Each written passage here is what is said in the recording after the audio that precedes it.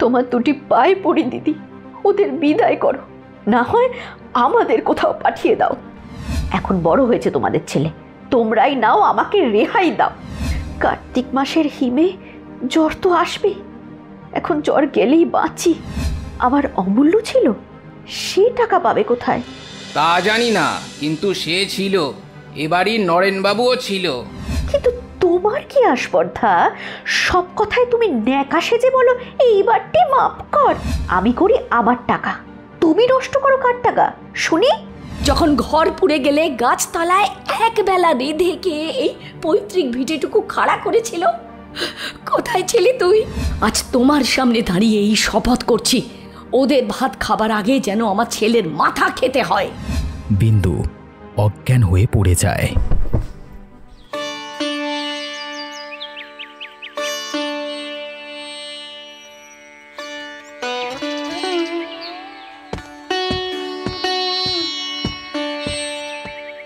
দাদা, বলি পুজোর জোগাড় যন্ত্র সব হয়েছে? হ্যাঁ, জোগাড় যন্ত্র সব প্রায় হয়েই গেছে, আর একটু যা বাকি আছে তাও হয়ে যাবে।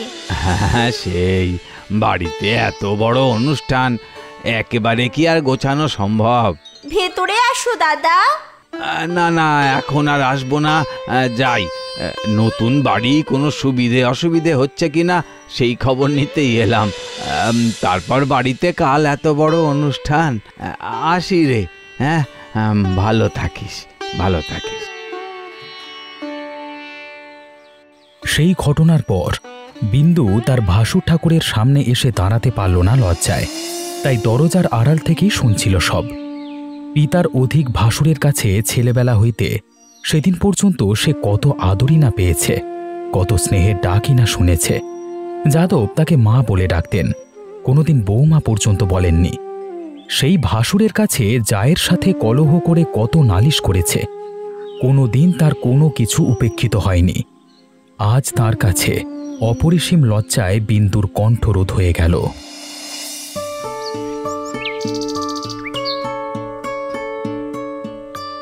বিন্দুর নতুন বাড়িতে গৃহপ্রবেশ হবে, সেই উপলক্ষে বাড়িতে পুজো এবং খাওয়া দাওয়ার আয়োজন করা হয়েছে।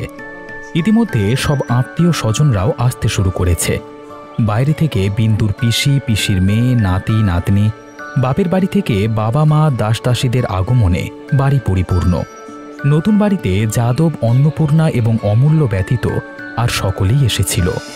তবুও বিন্দু মনের কোনো এক গোপন কুঠুরিতে আশার প্রদীপ জ্বালিয়ে রেখেছিল যে রাগ পড়ে গেলে অন্নপূর্ণা সকলকে সঙ্গে নিয়ে ঠিক আসবে।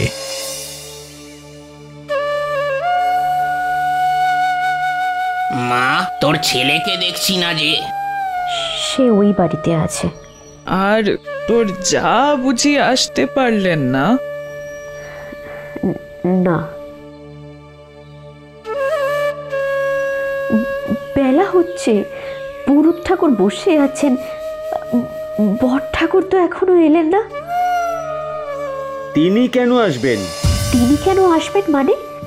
তিনি ছাড়া এসব করবে কে? হয় আমি, না হয় ভগ্নিপতি প্রিয়বাবু করবেন। না না, দাদা আসতে পারবেন না। আসতে পারবেন না বললেই হলো? তিনি থাকতে কি কারো অধিকার আছে? না না না, সে হবে না। তিনি ছাড়া আমি কাউকে কিচ্ছু করতে দেব না। তাহলে বন্ধ থাক আয়োজন, তিনি বাড়ি নেই, কাজে গেছেন। সব বড় গিন্নির মতলব। তাহলে তাহলে সেও আসবে না দেখছি। বিন্দুর কাছে পূজা অর্চনা, উৎসব আয়োজন, খাওয়ানো দাওয়ানো সবকিছুই এক মুহূর্তে মিথ্যে হয়ে গেল। সে যে তার সে বট ঠাকুর আর জায়ের উপর মনে মনে কতখানি নির্ভর করে সে কথা সে ছাড়া আর কেউ জানত না। ভাঁড়ারের একবার চাবিটা দাও তো ছোট বউ, ময়রা সন্দেশ নিয়ে এসেছে। ওইখানে কোথাও রাখো এখন ঠাকুরজি, সব পরে হবে। কোথায় রাখবো গো? কাকেটাকে যদি মুখ দিয়ে ফেলে? তবে ফেলে দাও গিয়ে।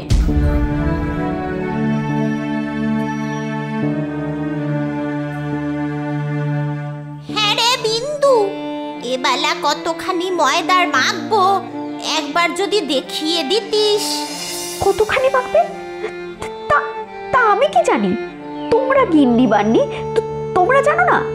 শোনো কথা, কত লোক তোদের এবেলা খাবে আমি তার কি জানি? হ্যাঁ, তবে বলো গিয়ে ওনাকে, সে ছিল দিদি। অমূল্য ধনের পৈতের সময় 3 দিন ধরে শহরের সমস্ত লোক খেলো। দিদি একবারও বলেনি ছোট বউ এটা কর গিয়ে, সেটা কর গিয়ে। তার একটা হাড়ের যা যোগ্যতা এ বাড়ির সমস্ত লোকের তা নেই।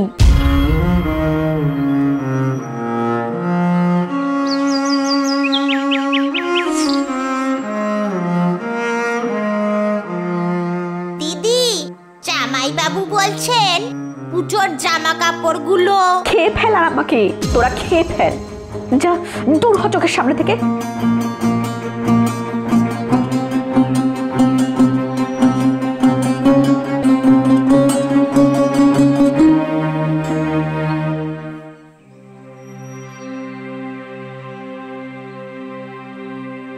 শুনতে পাচ্ছ? পাচ্ছি না, পাচ্ছি না, আমি পারবো না, পারবো না, পারবো না। হলো কি করবে? আমার গলায় ফাঁসি দেবে? তাই দাও, না হয় তাই দাও।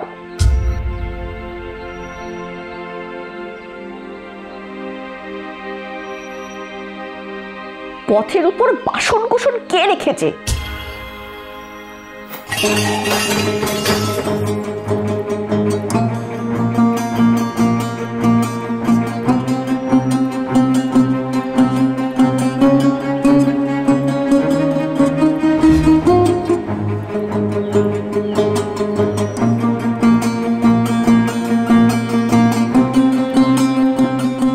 বেলা যে বাড়তে লাগলো, কোনো ব্যবস্থাই তো দেখছি না। কাজকর্মের বেলাতে বাড়িতে এরকম একটু হয়।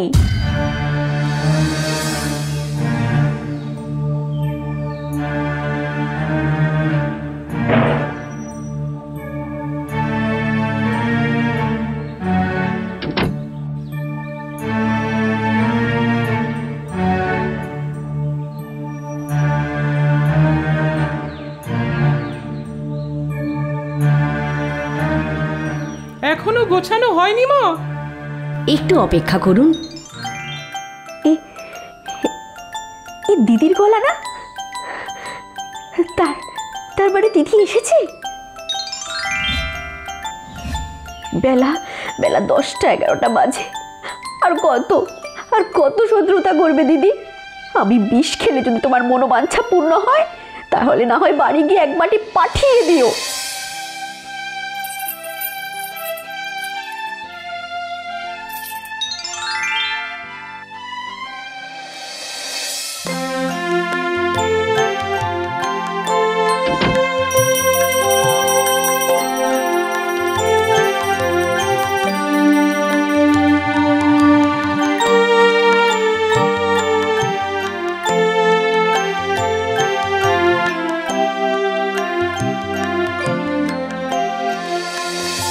আসি বৌঠান, আয়োজন খুব ভালোই হয়েছে, রান্নাগুলো বেশ চমৎকার হয়েছে।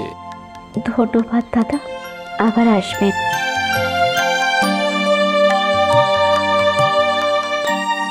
ভৈরবকে সে কখন পাঠিয়েছি অমূল্যের খোঁজ এনে দিতে, সে তো কখন গেছে। আসার নামটাও নেই তার, একটাও কোনো কাজের না।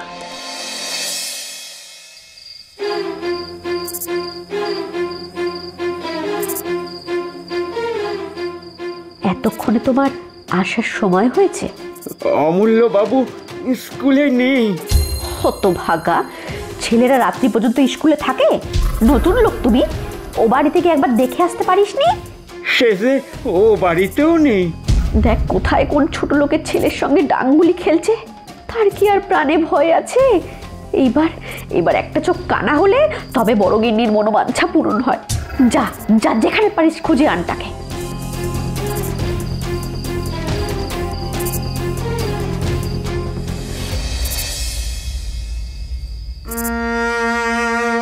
অমূল্য বাবু ঘরে আসে, এলো না।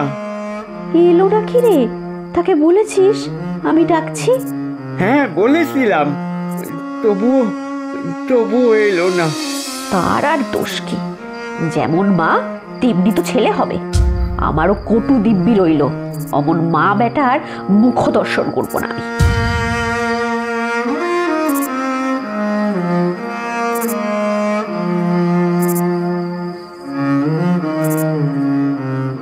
পৌঁছে দিতে যাচ্ছ তা যাও।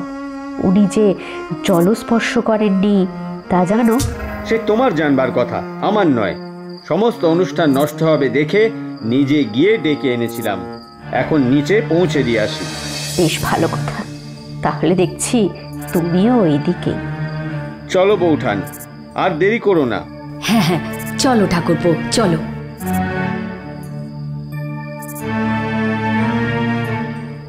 লোকে কথায় বলে দেইজি শত্রু, নিজের মুখে যা এলো 10টা মিথ্যে সাজিয়ে বলল, কট কট করে দিব্যি করলো।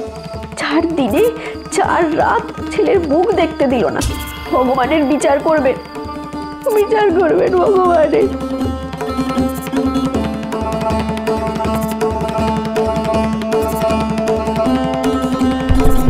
কি হলো? বিন্দু অজ্ঞান হয়ে গেছে, জল নিয়ে এসো, জল নিয়ে এসো। কি হলো, কি হলো? দেখি দেখি। দেখতে হবে না, চলো।